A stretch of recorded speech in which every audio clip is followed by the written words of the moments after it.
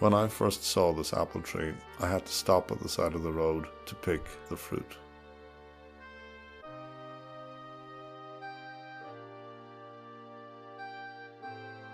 The fantastic thing about apples is that unlike a soft fruit, you can store them for a while before using them.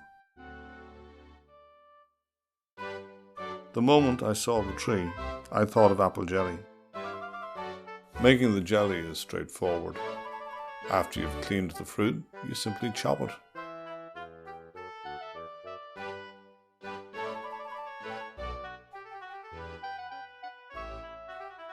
Put it into a container, add enough water so that the fruit barely floats from the bottom of the saucepan, add cloves to taste,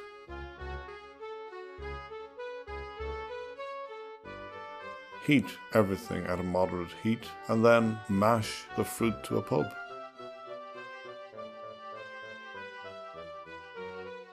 You can buy a jelly bag, use a pillowcase, or make one, even if, like me, you can't sew.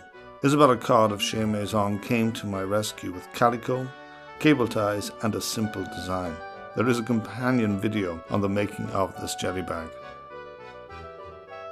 No matter what bag you use, it is essential to scald it and empty the container before filling the bag with the hot pulp.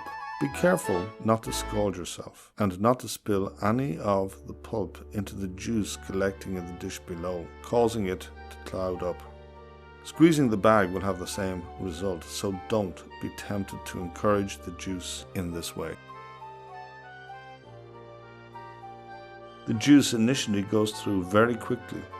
Save it in a container which you have pre-marked. Leave the bag overnight to get every last drop of juice from the pulp. Time to clean up. The bag can be boil washed. The pulp should be almost dry and ready for a compost heap, if you have one. When you're good and ready, it's time to make the jelly. Use 1 pound of sugar per pint of juice, and that's it. You're off. Heat up the liquid and the sugar.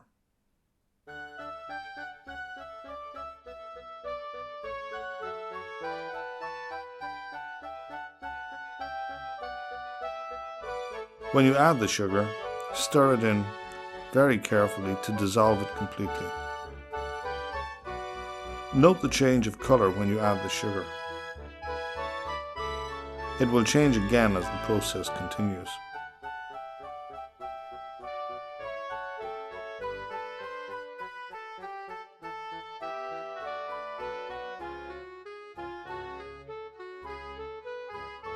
Heat the jars at this stage.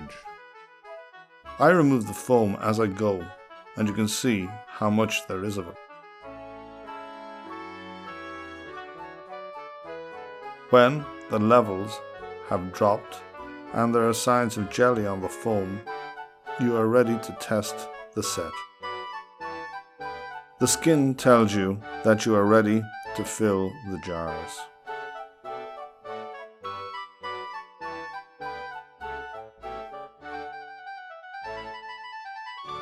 The last thing you have to do before pouring the juice is to skim off the last of the foam.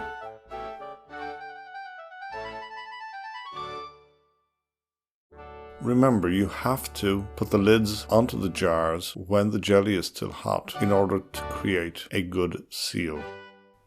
Enjoy.